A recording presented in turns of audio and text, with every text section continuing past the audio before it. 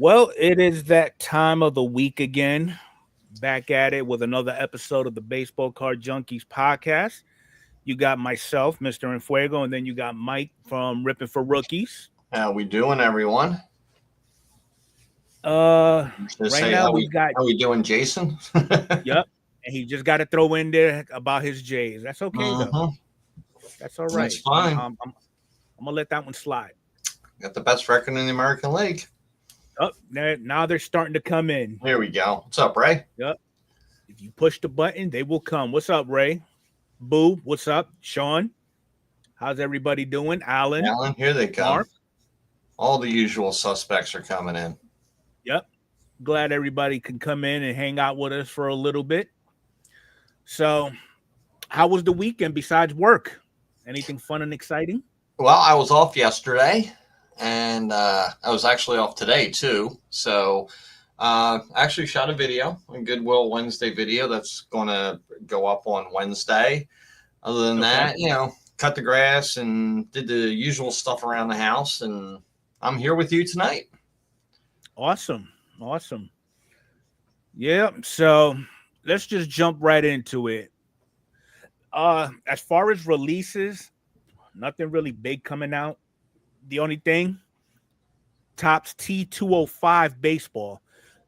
It's set to release on the 18th at noon for $60.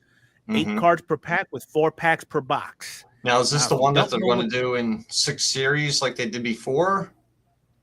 Or is it? Oh, yeah. Okay. Yep. It's these right here. This is the T205 set. Yep. So we're looking at each box has 32 base cards on a classic gold border, 8 parallels and inserts, some on-card autos. They were $29 a few years ago. Yeah. Now I think 60. Weren't they only 10 cards in? Oh, no, I'm thinking of the other one. That was only 10 cards in there with 1 guaranteed autograph. Yeah.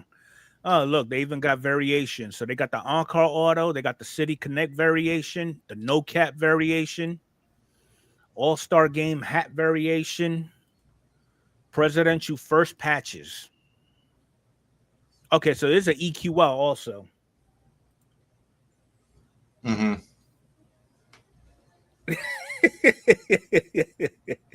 Hey, I'm just trying to control my soda consumption, boo.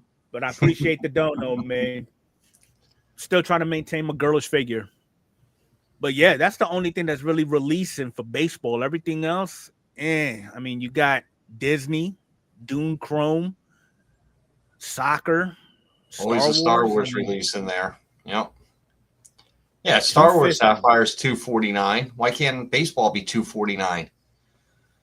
No, it's got to be $900. I watched Run Good Life open up a box today, and $900. I think he netted 120 out of it, of a $900 investment. Yeah, about that.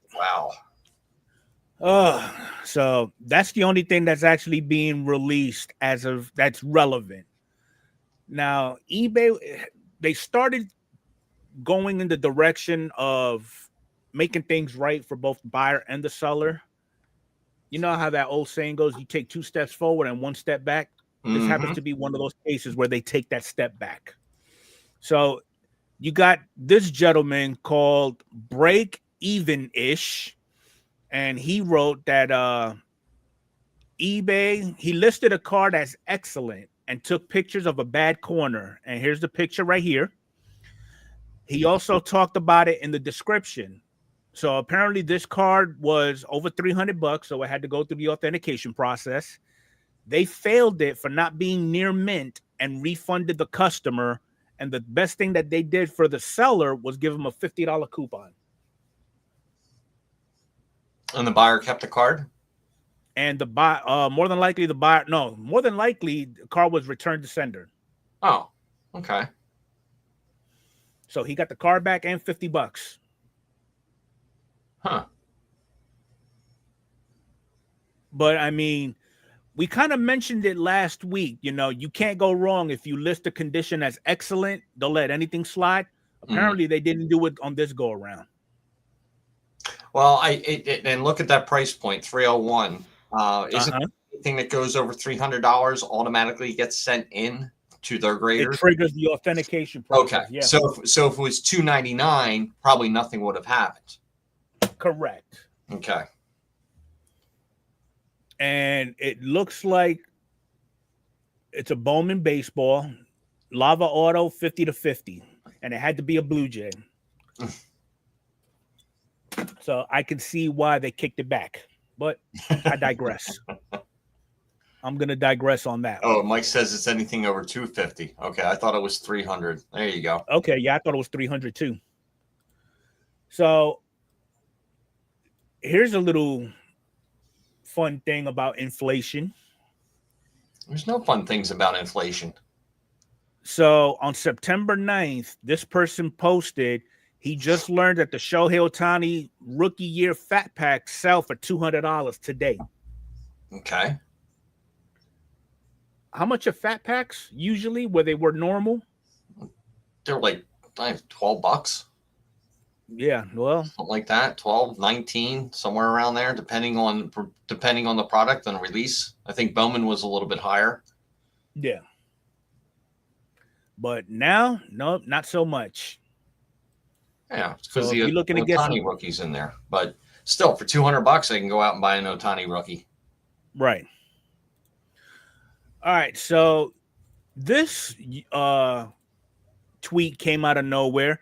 And the question was, do you think in 25 years, so 25 years from today, if you was to take into consideration all today's big name players, all their cards that are numbered to 100, will they be going for this price? So a little while ago, both Mike and I, we did a little digging. Okay. And what we found is we're going to take this 2017 Finest First Judge Auto, numbered to 99, at a PSA 10. Okay. Well, that's a bad example because that's not the one that I pulled. There was one that I had that was listed for $12,999, but they agreed upon $9,500. So will this be the new norm 25 years from today? Only on certain players. I mean, Judge is all about breaking records right now. Mm-hmm. Winning MVPs. You got your Ohtanis. Ohtani would be another one. They're the two that I could see that would hold the most value at this point, that have at least in a somewhat established career and have awards and World Series and stuff like that. Multiple All-Star games. So let's take a name from within the last 5 years. Let's go Bobby Witt Jr. Still too early. I mean, he's only been 25 in years from today. He would for 3 years. He'll be long retired. Yeah, he'll be retired. You just have to. All right. First of all, you have to look at the market that Bobby's in. Unfortunately, it's KC. It's not a big market.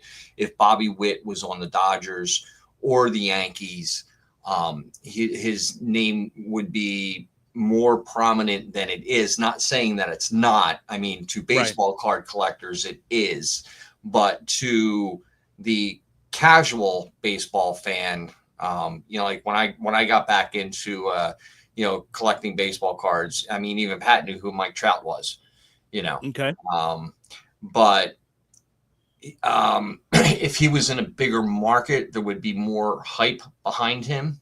Just my feelings. I don't know what everybody in the chat would think, but so since you mentioned Mike Trout, we know the Angels are not really a big name, a big market team. Mm-hmm. Would his prices be that high? Because they were pretty high throughout his entire career. They were, but if you went back 5 years ago to 2020, I would say yes, but I would say that in those past 5 years, Trout hasn't had a complete season, and the value of his rookie cards have gone down. I don't know what his PSA 10s out of 99 are going for right now. Right. But they're probably down. I know you have market movers, correct? I do. So you could probably take a look at that and pull a Mike Trout card to 99 and see what it was selling for in 2020 compared to today. And I almost guarantee that it's down at least 20%, 30%. Oh yeah, it's taking a dip. I mean, maybe even as high as 50%. Okay, so we'll use that one. And we'll even throw a number in there.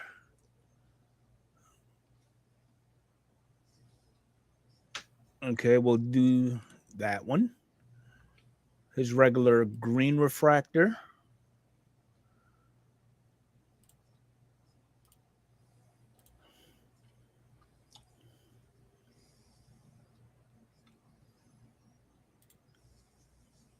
So basically, yeah, it's tanking. Wow. Yeah, like I was saying, 2020 was probably the high point, and it was. Now, if I was to flip these to PSA 10s, will that make a difference? Not so much. Mm-hmm. But that rookie card in 2020, 5,900. In 2021 was that sale. Yeah. I mean, like you said, I guess it all depends on the player, but I mean,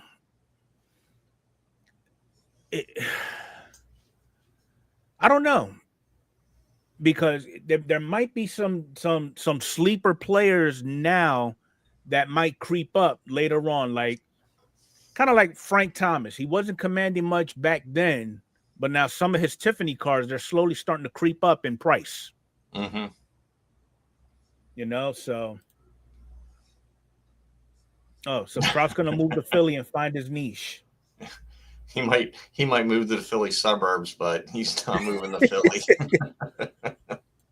But that would be a good question. I mean, I would agree. It all depends on the player. But I mean, there's just so many factors that would go into it on top of who it is too. Because I mean, yeah. What about Hall of Fame eligibility, or if they make it in? Right. You know, right. So I mean, Bobby's having a great start to his career. I mean, 3 years, and you know, he's been consistent pretty much all 3 years. Is he putting up monstrous numbers as far as home runs and stuff like that? No, that gets more attention. But as far as a complete player, you know, Bobby's a very complete player. Yeah, and you know, you got we'll even take another name from the Mariners. I mean, Julio. He's consistently inconsistent with his first half seasons since 23, and he's always showed out second half. Right. Like this second half, he's just coming out of nowhere playing like I don't know. Well, I think getting Suarez in that lineup gave him a little bit of protection. It did. It definitely helped, and you can see Polanco's having a very good year too. Very good second half.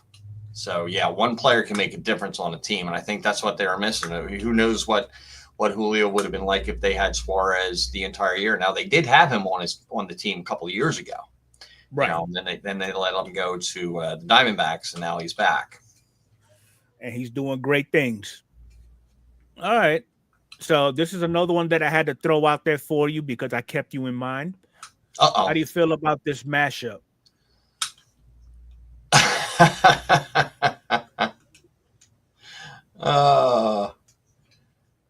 I kind of like it. I like the cheesesteak, the Whiz Kid Bryce, Whiz Kid play on the 1950 Phillies. It ain't too bad. Can't really complain. They're getting real creative with it. Yeah. Yeah, that is pretty cool. I like it. Okay. So do we all remember this shenanigans? The Taco Fractor. Oh yeah. I know that's the first time I think I've seen one. Now, basically, this person just threw this tweet on there asking, how would the community feel about Topps bringing this back out? I mean, it was it was a fun little incentive type thing, you know. And yeah, I think it's the winner, cross promotion and stuff like that. So, yeah, why not? you know, I mean, what was it? Here's something to how it look for. worked. The prize, you get tacos for life, which translated to a $15,000 Taco Bell gift card, plus a $5,200 check to help cover taxes. And toilet paper. Yeah, and plenty of toilet paper. And I think one of the big winners was Hitman Rips. Really? Wow. Yeah. You know, I mean, it was a fun little thing. Can't really knock it too much, but evidently it wasn't big enough that they kept it going. I mean, you got people adding their own little twist to it. So, yeah, it was fun while it lasted. I'll give them that much credit. Now, Topps is actually coming up with a new thing for the hobby. Uh-oh. What's it going to cost us now? Basically, Topps has announced the first ever Collectors Appreciation Day. Okay.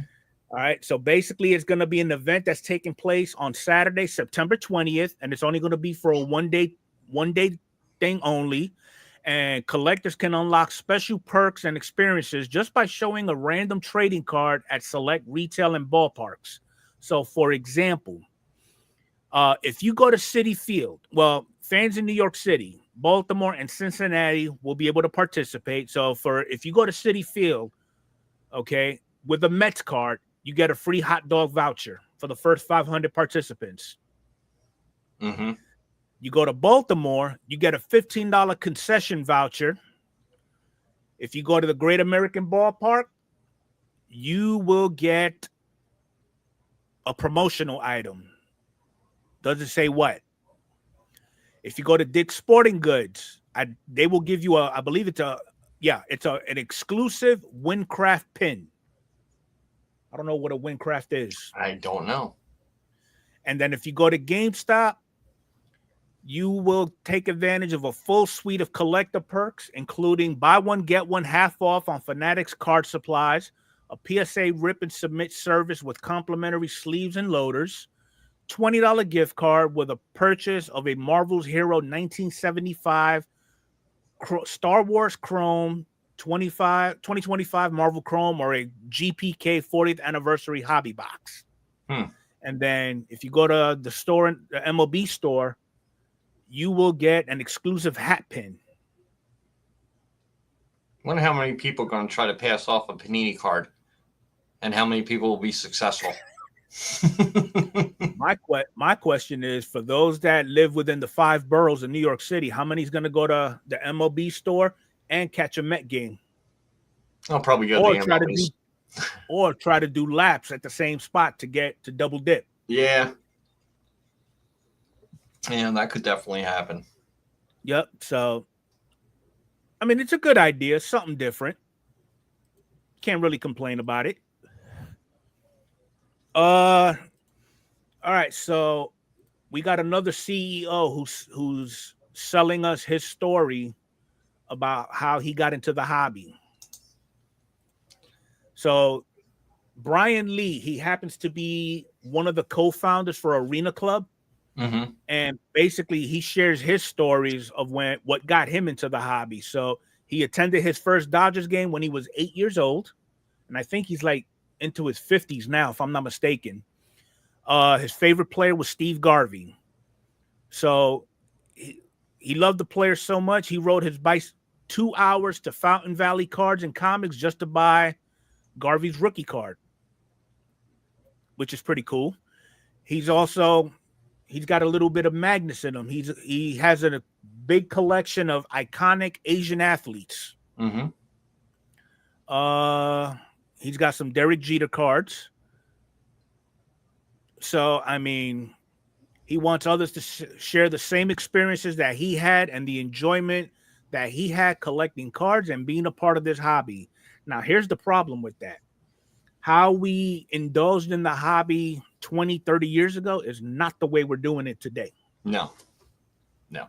Okay. The prices now, the prices that they're asking for now, they could probably be implemented in cases 30 years ago. So I mean, it's a good story that I'm glad to see a lot of these big names are sharing with us, but it's virtually impossible to try to compare your collecting habits or your experiences as a kid to what we got going on today. It's like oil and vinegar. It's not mixing. Mm-hmm. So, I mean, not knocking what he does, because I know with Arena Club, they do the digital rip mystery packs. Yeah. But their prices, I'm running the other way. Yeah. So, hey, Orlando, Adam, everybody else I missed. What's going on, people? Cardaholic. What is he saying? Oh, okay. All right. So, this is another one that. Oh, that's not it. It's this one right here. So last week we was talking about the price of Tier 1. Remember being at $319? Mm-hmm. Oh yeah. Here's what David Adams. Decent price. Here's what David Adams and Steel City is asking. Yep, they're the new flippers. Very greedy industry. Yeah. I just don't. Well, if it's sold out on the Topps website, they can do whatever they want. Yeah. They don't have to match that price. They can put any price they want on it. They're being held hostage by Topps just like we are, and then when they see the opportunity, they're going to take it. Now, are they going to sell it? I'm not buying it. Just like I've mentioned for many a times, if I really want to dive into a specific product without buying the product, just cherry pick off of eBay. Exactly. That's what's happening. Let everybody else take the hit, take the loss, and then we can pick up all the scraps. I kind of like those videos that a lot of people put. I bought this so you don't have to. That's what it's coming down to now. Yeah, that's what it's coming down to. Yeah, you ain't lying, Alan. You and I both. I haven't seen anybody pull anything worth close to the value of it. No. Just don't make no sense. Now, PSA has come up with a proposed new tier of membership. Proposed? Okay. Proposed. What's up, Matty? And the price of this tier is going to be $500. Okay. Now, here's what it includes. You're going to get PSA magazines for sports and pop culture to include TCG. You will get one free PSA grading credit, which is $25. 2 free looks for crossover submissions per year. What does that exactly mean? So basically, a crossover submission is when you send them like a slab from Beckett or CGC or something like that, and you wanted to cross it over into a PSA holder. Okay, they'll crack it for you. Okay, they will crack it for you, and then they'll reslab. On top of that, you will get 25% discount on return shipping to home from grading. You get a dedicated customer service concierge contact. You get VIP area at the National Card Convention, and then you get a tour of the grading operations at PSA. Does that seem $500 worthy to you? It depends how much you're into grading cards. I think the tour of PSA would be pretty cool. Yeah. Yeah. Yep. I agree with that, Orlando. There you go. Yeah. Nice, Jeff. I mean, if they would, in my opinion, if I had it my way, I would bump this up to at least 5 credits. I would say, that puts it at $125.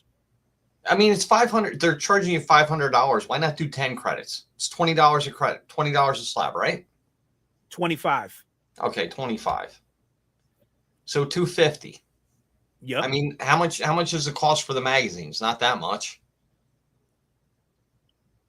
$5 to $7. Yeah. Discounted shipping, 25% discount. Well, yeah. Okay, big deal. The crossovers, I know they do charge you a fee. I just don't know what it is. Yeah. Yeah, I think the one free PSA grading credit is not enough. No. Not even close to being enough. Looks good on paper, but not for $500. You know, they're trying anything. It's like a combo meal at McDonald's. So this is coming down in the chute also. Bowman Chrome Sapphire. Same format as every other mega box we've seen in the past. It's probably going to be about $500 at release. Yeah. What was Topps Sapphire? What was the release price on that? That was Run Good Life. He said he paid $900 for his box. I think it was about $350, $375 at release. God. So if this is going to be, if we're estimating what, 500 at release for this? At release, yeah. So you're going to see this for $1,200. Jeez, that's insane. Yeah, we actually talked about that earlier, Beast. But yeah, I mean, yeah, it's just crazy. It really is. It's just, I don't know how people can afford this, and I don't know. I know where they're going to. They're going to Breakers. Breakers probably have some kind of special deal with Fanatics, where they're getting it at a good price, but their Fanatics is probably also figuring out how much they're selling the product to them, how much they're charging the people, and probably collecting a little bit more money off of their breaks too. And then for those small, those actual collectors or small breakers, if they pull something of magnitude, you want to send it to grading, you got PSA trying to buy the card off you before you even have it in your hands. Exactly. Yeah. So. Yeah, Orlando, you're right. Yeah. Yeah. You'll be lucky if you get selected for the EQL. So, but here's a fun little story about the hobby, and that's what we need. We need fun stories. We need good stories. We need something uplifting. So Mr. John Stevens hasn't bought cards in a long time, right? He decided to go to a 7-Eleven to get gas and some munchies. Then he found them to have some loose packs of Series 1 and decided why not. So he got it and he pulled this auto. That is nice. That's freaking awesome. That's probably out of a retail pack too, which is like more than kind of almost impossible to pull an autograph. Yeah, definitely. Yeah. Yep. Everybody in the chat making valid points. Yep. But remember though, chat, this is Fanatics' way of 10x in the hobby. Yeah. No, I'm not buying. I'm sorry. I'm clean. Yep. My addiction's over. I've found other outlets. So that's all that we have for the hobby. Now let's see what we got going on as far as the actual sport. So the latest on the ouchies and boo-boos list. You got Bo Bichette with the massive boo-boo, sprained left knee. He's having a good year. Then you have anything of significance. Volpe. I'm glad he's hurt. I knew you were going to say that. Judge is actually, I don't know. Judge is playing with a bum arm right now because he's not using it to his fullest potential like he used to. He's actually using the damn cutoff man a little more frequently to avoid any further injury, which kind of makes sense. It does make sense.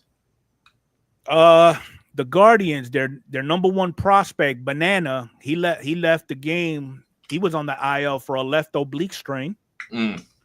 That's painful. Javi Baez, one day after he was available, one day after fouling a ball off his forehead. He's a quick healer. Yeah. Lubob, I don't think he's making a comeback this season. I don't even know what he's batting this year. Is he still under 200? I'll take a look. The Angels, Reed Detmers, he goes on the IL for an elbow. He's probably pretty much done for the season. He's over 200. Oh, okay. He's at 223, but that's not saying too much. No. So Altuve is out with a right foot discomfort. He was pulled from a game. I think it was like 2 or 3 nights ago. Luis Severino returns. Okay, yep, got that. Mariners, nobody significant. Seager's still hoping to return by the end of the regular season after having his appendix removed. Good luck with that. Sean Murphy to undergo surgery to repair his hip tear. Ew. Sale made a rehab start. Edward Cabrera with his elbow issues. Sosa, growing issue. Somebody pulled their PP on the Phillies? Yeah, Edmundo pulled a groin. Turner and Bowman should be back by the end of the season, hopefully. Pulled his PP. Damn. Yelly, he's hurt again. Lower back soreness. Well, stop him and his back. That's been his problem, unfortunately. Yeah. Mason Wynn shut down for the rest of the season with a knee injury. O'Neal Cruz lands on the concussion IL. Wow. Okay, so D-backs get good news with Marte's x-rays. Lourdes Gurriel diagnosed with a torn ACL. Yeah, we knew about that already. Lourdes Gurriel. Not good. Nope. He probably won't play most of next season either. Probably won't, no. Max Muncy took optimistic hit by pitch to the head. Won't be a long-term issue. Okay. Anybody else? The Rockies? That's the Rockies. They ain't saying the Rockies. Much. Yeah. They could have everybody good and still nothing. And they'll still be the Rockies. Yep. Hey, Titus. So we got. What's up, Clinton? So this, I thought we was not going to hear from this guy anymore, but apparently we are. Wander Franco has been detained and admitted to a mental health clinic at the request of his family. It's the least of his problems. Oh, Wander. I just don't get it. No. This is a cool statistic. I'm sure everybody's fully aware of it. Yankees all-time home run leaders. Aaron Judge actually passed Joe DiMaggio for fourth place all time. Now, it's going to be a while before he could catch up to the Iron Horse. And I think if he does happen to catch Lou, he'll probably stop there because I don't foresee him catching Mick or Babe. Who, Judge? Yes. He's still got 6 good years in him. 6 good years. Say he just even averages 40 home runs over those 6 years. It's 240 home runs. And he's at 362 now. He's at 360. Yeah, 240. Okay, so he'll probably be. He'll pass Mantle. At best, he'll be second all time. Okay.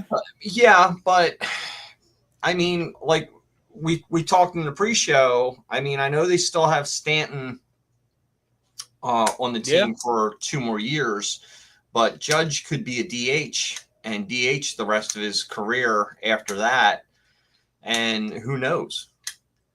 And just bringing a good point up, you know, how many of those many games is he going to be hurt within those 6 years? Well, true. That's why, I mean, he's average. He's been hitting 50 home runs. That's why I took it down to 40. Account for, a few 20 games being out every year, something like that. Well, he's been in the league. He debuted in 2017. He's only hit over 50 home runs 3 times.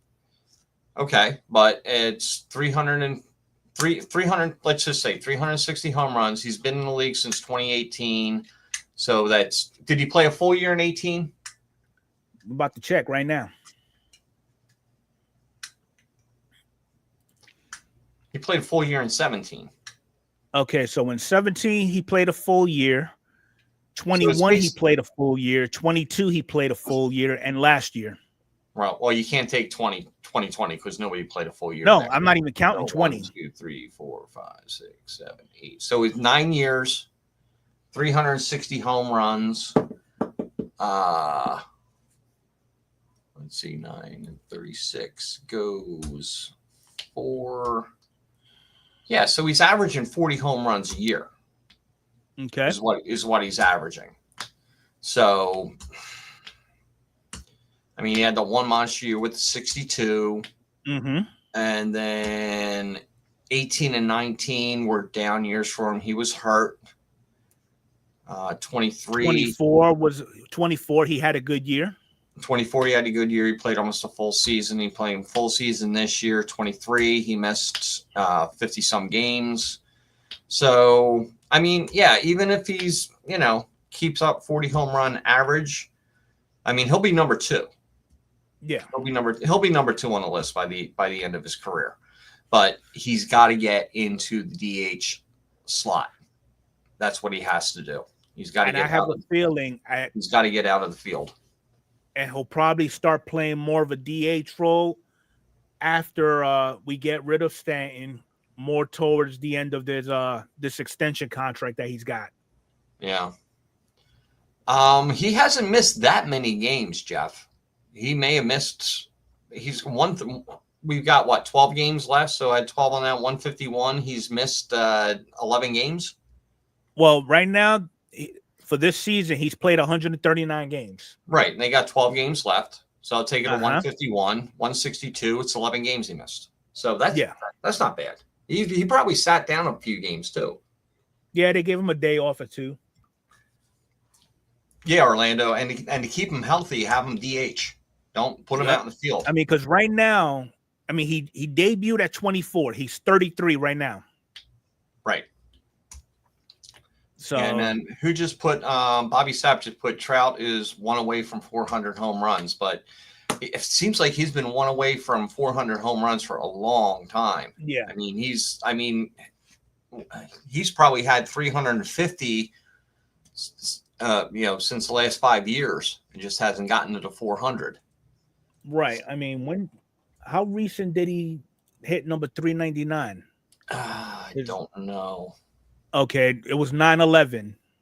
Okay.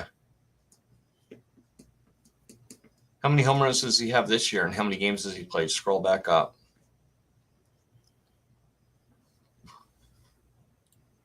So, as far as how many games he's played, he's at 119. Okay. And he's got 21 home runs. That's as much as he's played since 2019. 2022. Yeah. And he's got how many home runs? 21. 2022, he played the same amount of games. He had 40. Yeah. Yeah, those injuries have really hurt him. And now, mind you, he's not no spring chicken either. He debuted at 19. He's 34 now. Yeah. So, I mean, and it's not like he's playing an easy position. Yeah. But he's still playing center field? No, they got him in right field now. You got him in right now? Okay. Yeah. All right, so I saw Maddie was in here earlier. Hall of Fame worthy? Ooh. Yeah. That's going to be tough. Let's pull up his numbers. See where he's at. And see where his WAR's at. I don't think he has a very high WAR. 40. Not going to do it. 300 home runs. Yeah. Okay. That's nice, but 300 home runs isn't automatic anymore. No. I don't think he's going to make it. I mean, he's a 3-time All-Star, won the World Series, Silver Slugger, 4-time Golden Glove, got a Platinum Glove. Where's he been in the MVP rankings? I'm going to have to scroll down season to season, see if he was ever even in the rankings. Yep. Okay. He was in the top 10 in 14. Yeah, 2015 was his year. Yeah. So he was in the running for MVP, top 10 for 3 years. Yeah, 2014 or 2015, 2016, 2017. Yeah, that's where he was at his prime. Yeah, he was. Yeah, I saw that. Yeah, I'm gonna have to go now. No one an MVP on a Hall of Fame for Rizzo. Can you or anybody in the chat think of somebody who's currently in the Hall of Fame with similar numbers? Well, see, he's been a first baseman his entire career. Right. You got to take a look at first basemen, and first basemen is a little bit more of a premium to get in the Hall of Fame. Wow, I can't think of any. Well, Thomas was a first baseman. Let's put his numbers up against Frank Thomas. See where they stand. It's going to be light years difference. Oh yeah, definitely. White Sox Tom says Paul Konerko. That's a good one. Orlando wants to know if Stanton is a Hall of Famer. 449 home runs and a 46 WAR. Borderline, I would say. Very borderline. Yeah. Okay, so this is the big hurt compared to the hurt one. Yeah. Yeah. No, there's no way. Yeah. It's not even close to being close. So, MLB Hall of Fame first baseman. Sean wants to take a look at Bagwell numbers. There you go. That's a good one. Jeff Bagwell. Yeah, throw Bagwell into that equation too. Keep all three of them up there. Okay. Yeah, that's a good first baseman to put in.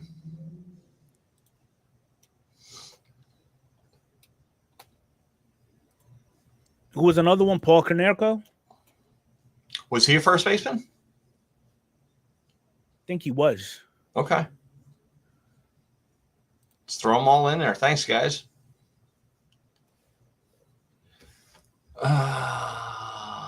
Yeah, look at Bagwell's WAR, 79. Konerko? Konerko's not a Hall of Famer, is he? He can't be. Nope, he's not. 439 home runs, though. Yeah, but look at the WAR, 28. I mean, first basemen have their WAR is tough. All right, so let's take Konerko out. And just for shits and giggles, because he ain't even play a full career, if you will.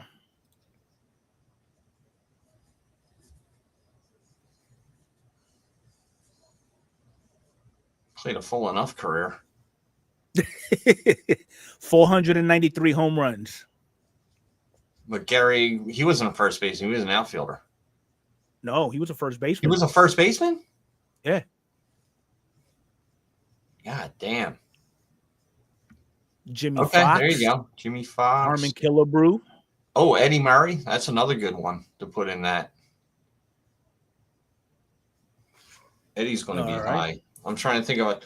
All right, let's put in and if you can put one more player in there, put in my guy Ryan Howard. See how he stands up. I don't think he's going to get in.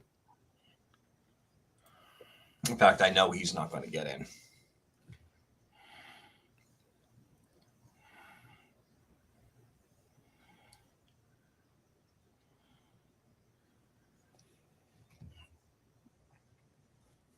Oh yeah, look at his WAR. 14.55, 14.5. Nothing. No, not even going to be close. Okay, but let's take an actual Hall of Famer though and switch it up. Yeah, you're right, Adam. Eddie hit 3,000 hits and 500 home runs. Not comparable. Okay. So then who else we got? We got Jimmy Fox. Different era. Way different era. Okay. Fred McGriff. McGriff's a good one because he took a long time to get in. I think his numbers are much better than Rizzo. He had over almost 500 home runs. Yeah. Yep. Okay. Yeah. McGriff took a long time to get. I mean, 52.6. I mean, look at McGriff's numbers, and his WAR was at 52.6. Yeah. Yeah. First baseman's it's tough. It's a tough WAR position. Jim Tomei was another one. Well, he's 500 home runs already. Yeah. Willie McCovey. Todd Helton. He was helped by Gil Hodges, Tony Perez, Big Papi. I don't think we need to put him in there. We know Papi's numbers. Yeah. I think we got enough numbers to say that I don't think that Rizzo's not going to make it in. Okay. Oh, Derek Lee. Maddie says Derek Lee is comparable, and he isn't in. All right, let's throw Derek Lee. Yeah, throw in Derek Lee. He's a good. Maddie would know. I think he's got a different Derek spelling. There we go. Yeah, he do. DERR. Damn rebels. DK. Oh wow! But he's not a Hall of Famer though. No, he's not. He just wants to see what his numbers would be up against Rizzo. Yeah, they're pretty much the same. Him and Rizzo. Yeah. I mean, Lee has more hits, and they have batting average on there. Yep. Yeah, higher batting average. But yeah, they're pretty much identical.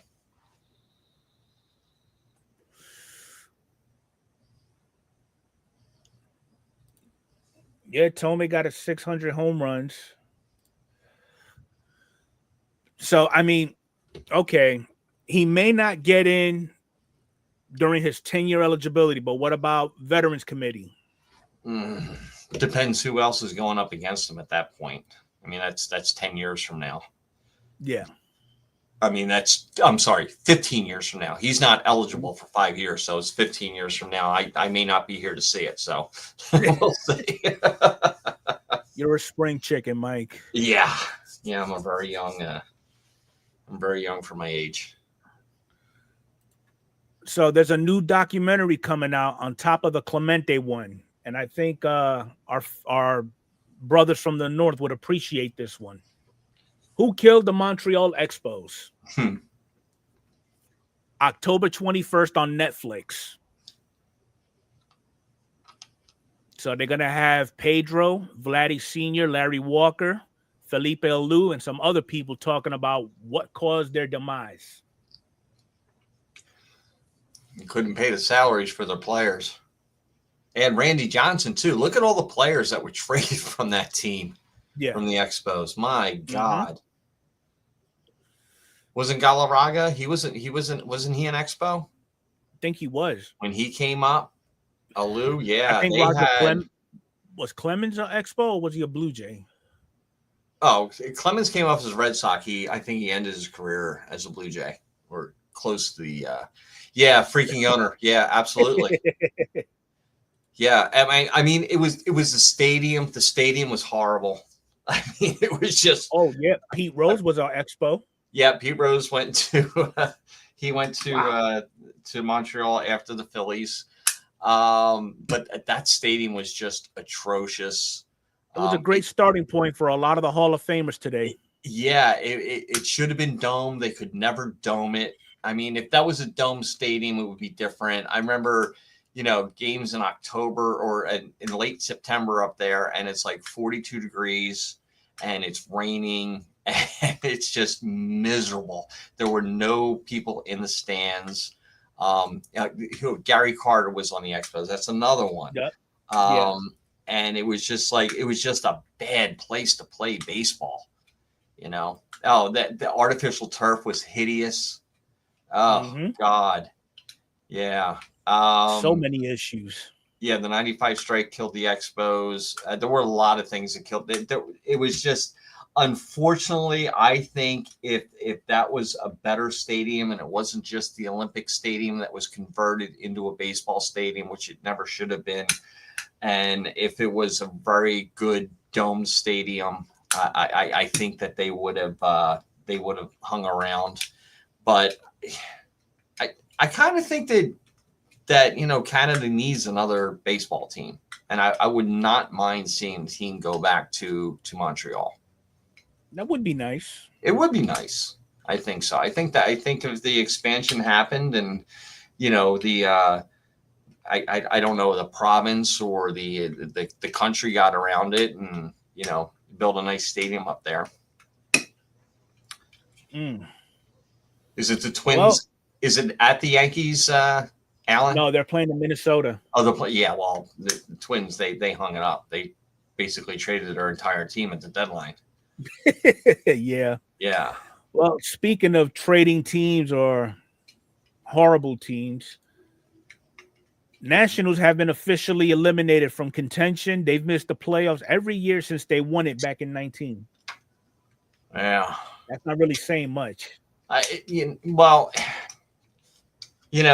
basically sold the team after they won the World Series, and you knew that was coming. And then they had some up and coming players, and the Soto trade actually netted them a lot of good players, a lot of young talent, Abrams and James Wood. They picked up some other players that are young. If they can keep those two players together long enough and build around them, the Nationals got the Harper curse. I wasn't going to say that three of the players on that last World Series team for the Nationals are now on the Phillies, but right. They are. So it's just like, do you have the money? Can you keep them? Is it ownership? What's going on with the finances in there? I'm not making fun of them. I'm just saying it like it is. I could be like him and talk about my Eagles and say, oh, they suck. The season will be over if Hurts gets hurt. But I'm not going to say that. No, I'm not going to be that kind of person. I'm going to say it like it is.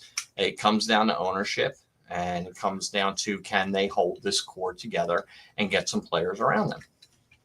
Yep. Well, I am going to roast one particular team because the fan of that team is not here. What's going on with the Mets? It's tough to be a Mets. They lost 9 straight,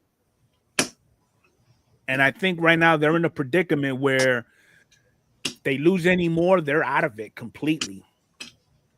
Yeah. How many games are they up for the last wild card spot? I think we took a look. I think they're 2 games up. Let's take a look here. Wild card. They're a game and a half up over San Francisco, 2 games up over Arizona, and 2.5 over Cincinnati. So they're the 3 teams that could possibly catch them. I don't know. It's a disaster. It's a total disaster for the Mets organization. And, they showed signs of life when the Phillies went up there and the Mets swept the Phillies and took 3 and then went down to Miami and lost, I think it was like 3 out of 4 to Miami, and then came back to Philly, and then we swept them 4 in a row and kind of put the nail in the coffin for the Mets. And then I think they lost 2 out of 3 to the Rangers. So they're not playing very well right now. I think the entire team is. I think it's totally the ownership's fault. I mean, it's like, You've got a great team. I mean, you've got a bunch of great players on that team. Why are they not winning? Why are Does they? this not remind you of a certain team way back when? Not going to mention the San Diego Padres. Many teams way back when, that would just when they the seem like they're Padres just built tanking it. that Avengers team. They had Soto, Nelson Cruz, Manny Machado. Yeah. Maybe it's the curse of Soto. I don't know. It could be. There could be a curse out there. It could be. I mean, right now they're 4 games over 500. Orlando, I feel for you and your Marlins, but just think of it this way. You have as many World Series as the Phillies have, and the Phillies have been around since the 1980s. So take a look at it that way. It's just crazy to see all these teams spending all this money to build that super team, and they got really nothing to show for it. Because they're not a team. They're a bunch of players put together. There's no team there. That's what it comes down to. You need chemistry. Right. You need chemistry, and you need a manager that can coach all those different personalities. I mean, you have to get all the personalities into one thinking, one stream of thinking that, this is a team and we have to win. And that's what it comes down to. I mean, there's been World Series teams that didn't have the greatest talent, but won the World Series because they were a team. Mm-hmm.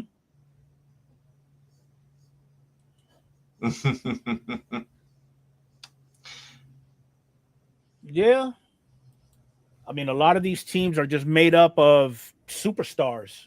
Yeah. With no connection. Don't start everybody roasting the Yankees now. There's a lot of teams. There's a lot of teams that there's a lot of teams out there. Look at the Dodgers. I thought the Dodgers would be over 100 wins by now. Yeah. They may not even win their division. No, it's crazy. You never know what's going to happen. I mean, the baseball season's a marathon. What is their record anyway? The Dodgers are. It's not that great. They're 84-65. It's not where I thought it would be. I mean, you look at that lineup on paper. I had them winning like 105 games this year. Because last year there was 98-64. Mm-hmm. Go back to 23, 162. Mm-hmm. And then you come. And now they're adding all these players and they're getting worse. Yeah. Yeah, they did have a lot of injuries, Tom. And that's exactly what happens. I mean, it's baseball. You never know what's going to happen. It's a long season. And Bobby's saying, where will Schwarber wind up? They're going to keep him. They have to keep him. Philly will tear down that stadium if they do not keep him. Mm-hmm.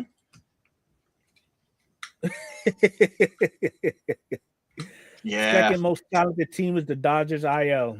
Yeah, that's true. Oh, man.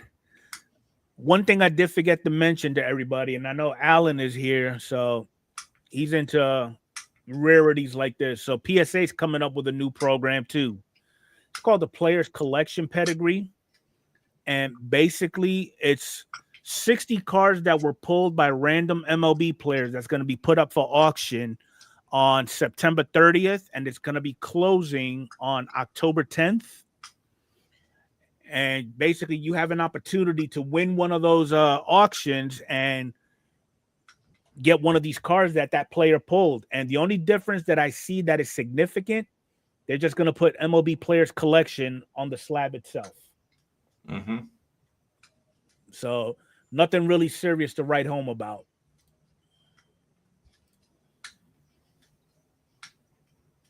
But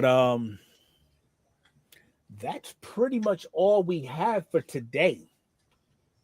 Ray says that the Indians are making a push, 6.5 behind Detroit with 6 games against them, and finished the season with 3 against Texas. Could be interesting, Ray. Could be interesting. They will likely sell for a premium, Orlando. Who knows? Yeah. And we got to get Mike the Hans cross pull. I don't think he has any cards anymore. Not in any of the newer releases. Oh, and we got Jenny in the chat. Hey, Glad Jenny. you can make it, Jenny. So that's pretty much everything. As we get closer, we'll start focusing more on the playoffs. Playoffs kick off in about 2 weeks, and then because I don't foresee any drastic changes with the hobby going forward, unless Topps decides to just drop 6 releases back to back to back. They don't even know what they're releasing. Come on, Allen and Ginter should have been out by now. For God's sakes. Yeah. There's a whole bunch of sets that should have been released by now, but yeah, this is Fanatics we're talking about. We'll probably never. Yeah, they're completely confused. Mm-hmm. They're more focused on the high end stuff and nothing else. That's what it seems like. Where is little Timmy? Yeah, little Timmy is trying to figure out where he can go to buy 2 baseball cards. Yeah, he went back to school, so little Timmy's learning right now. Yeah. But yeah, so as we get closer to the playoffs, that's going to be more of the focus going forward, and then we'll talk about playoff contention and who's going to end up in the World Series and so on and so forth, and looking forward to when we get into the off season, and then we start talking about the winter meetings. Mm-hmm. That's always fun. We always got that one player who wants to wait till the bitter end to make his announcement of where he's going to go. Who's that player going to be this year? Don't know. Hey, I know. Don't know. It's going to be interesting. Because I know last year was Soto. There was 1 year that Manny Machado waited till the bitter end to announce he's going to San Diego. That was the year. I think it was the Machado and Harper thing, both in the same year. Yeah. So, but other than that, you said you got a video dropping on Wednesday? Got a video dropping on Wednesday. I did a Goodwill Wednesday video. I shot that today. It's going to drop on Wednesday. There's going to be a giveaway in there. We'll do the giveaway the following Wednesday, the 24th. And yeah, so we'll see what happens. The only player that made their announcement that's retiring Orlando was Anthony Rizzo. Yeah, it's the only one that we have right now. I'm not sure looking like he'll be a Hall of Famer. Yeah, I'm sure there's going to be others, other players that are going to announce their retirement. I don't think it's going to be any of the major players or, Kershaw. Yeah, maybe Verlander. Yeah, this could be his last year. I can see that happening. But he's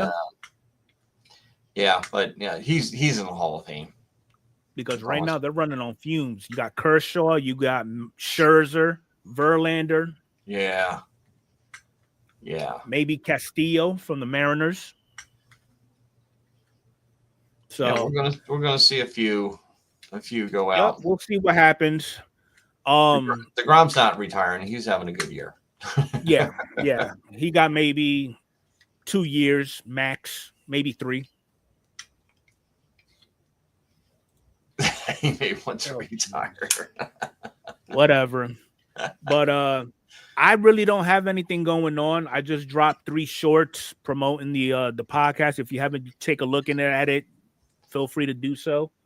But yeah, that's pretty much it for me here. And appreciate everybody coming in. Make sure y'all hit that like button on your way out. Go check Mike's channel if you don't know who he is. And other than that, have a good weekend, everybody. We'll catch y'all next Monday. Have a good week. Talk to you next Monday.